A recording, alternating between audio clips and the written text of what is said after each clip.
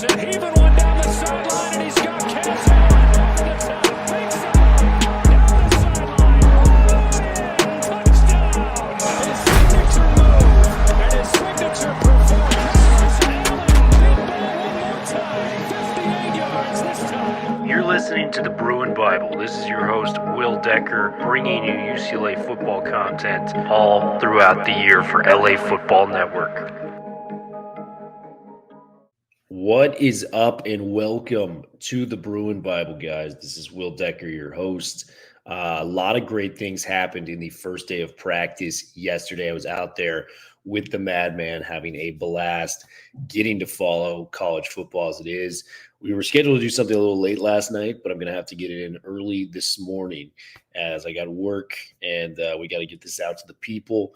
Before I dive into what happened at the first practice, we got some new sponsors for the Bruin Bible. Number one, Bell to Bell Fitness with my main man, Tony Gonzalez, former UCLA boxing coach, 10 plus years of working with UCLA. He's got his own gym on the west side, and he goes by this acronym FIT, Fight Inspired Training.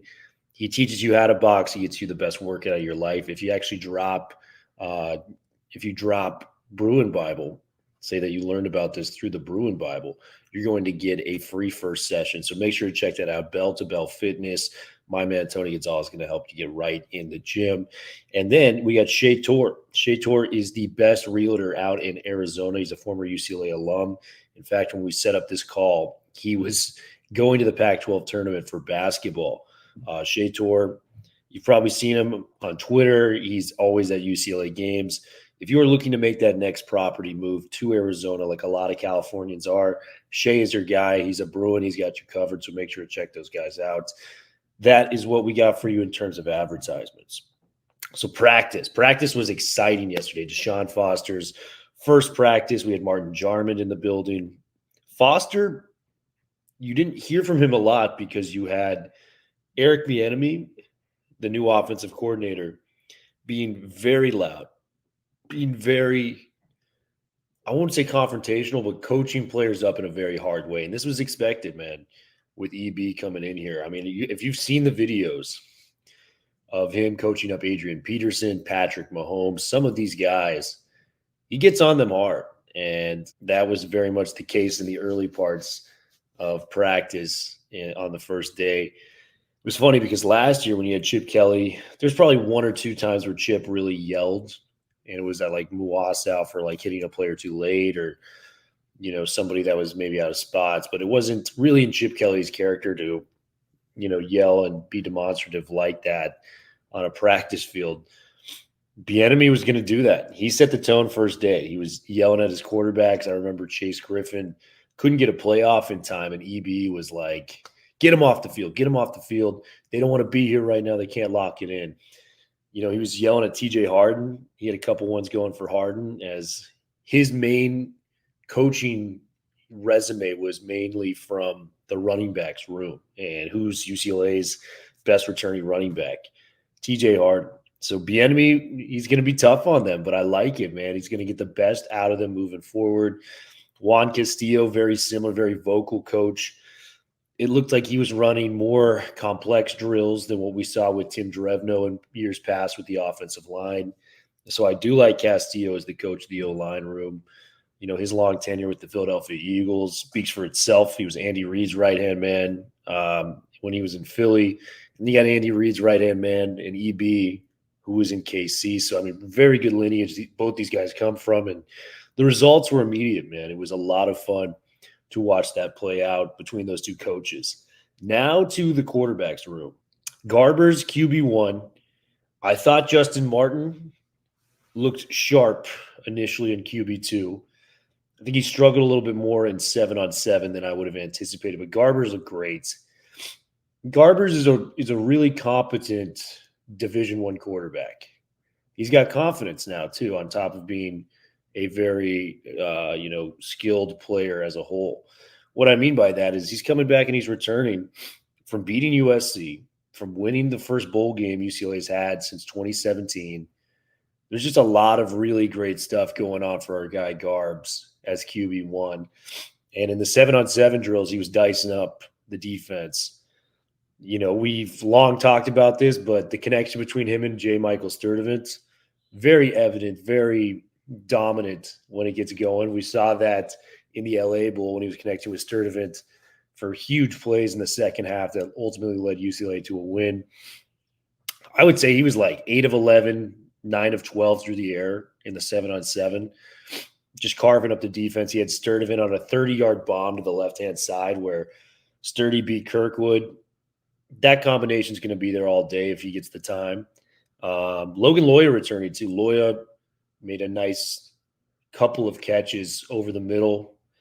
He's got basically his two favorite targets coming back for Garbers, which is huge in Sturdivant and Loya in terms of comfortability, because he's going to need some comfortability with the schedule we've got. We go to LSU. We play Penn State. Like, this is going to be very, very tough for UCLA moving forward. So having those guys in the fold and looking the part day one, you love to see that from Ethan Garbers.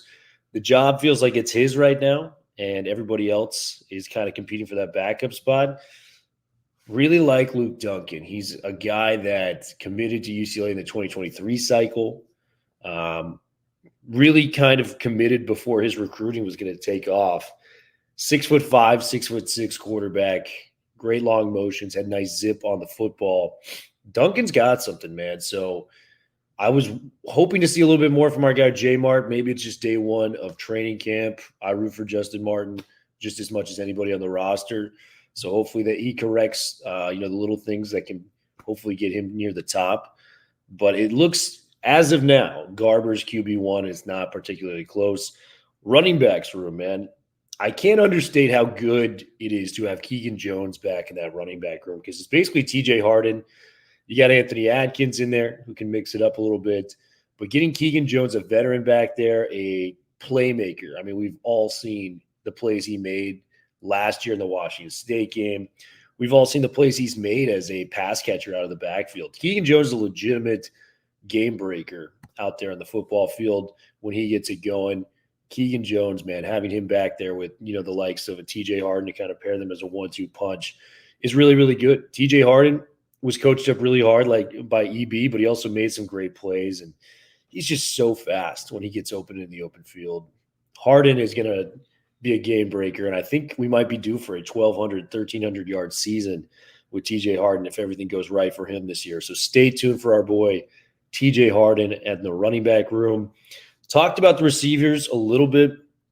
Talked about J-Mike, talked about Loya. Braden Pagan made a couple really, really nice grabs on the outside. 6'4", looking bigger, looking better, looking faster and stronger.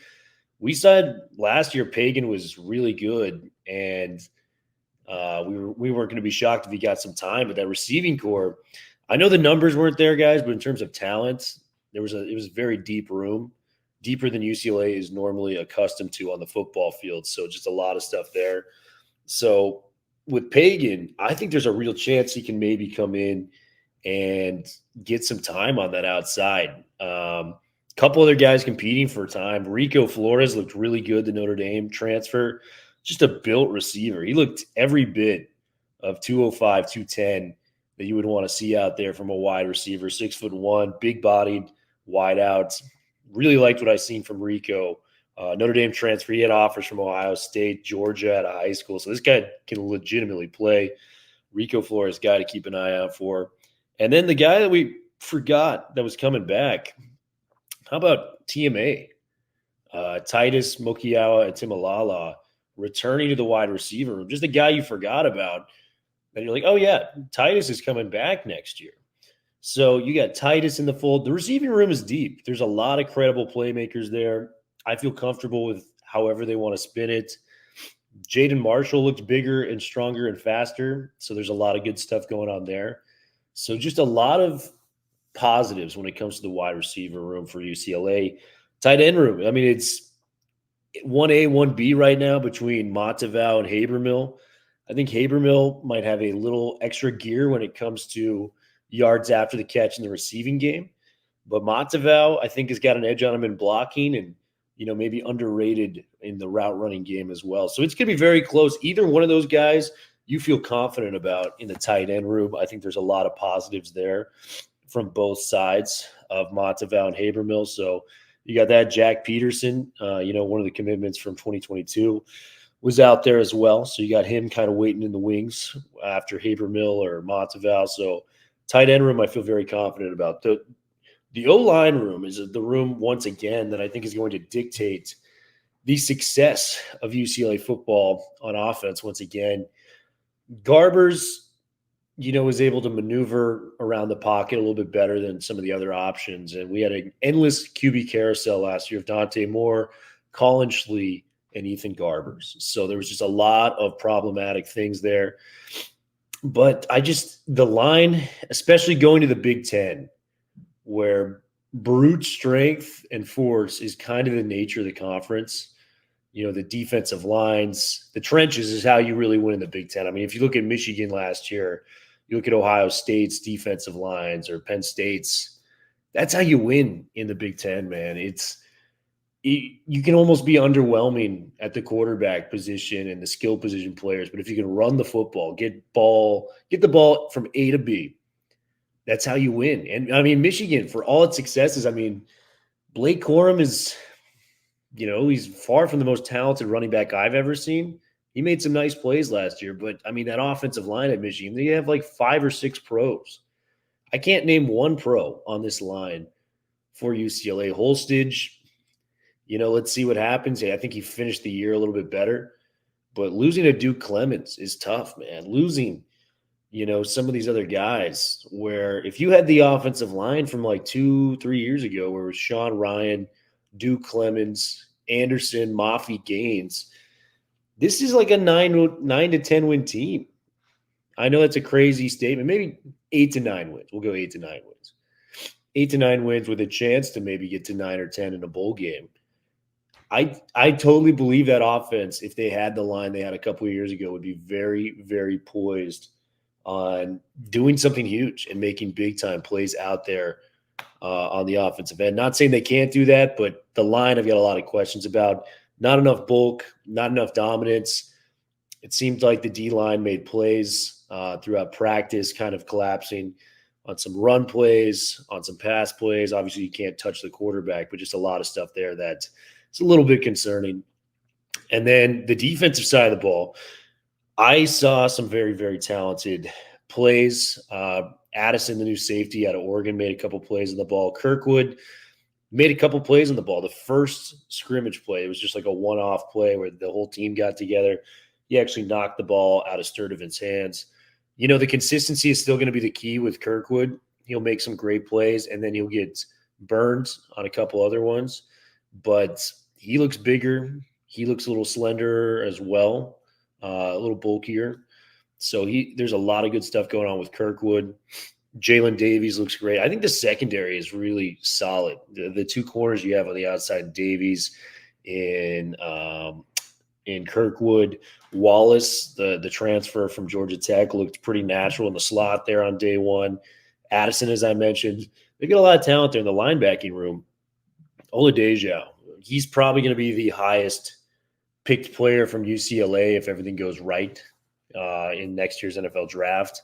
Sturdivant can easily, threaten that as well, but Oladejo is just a physical freak.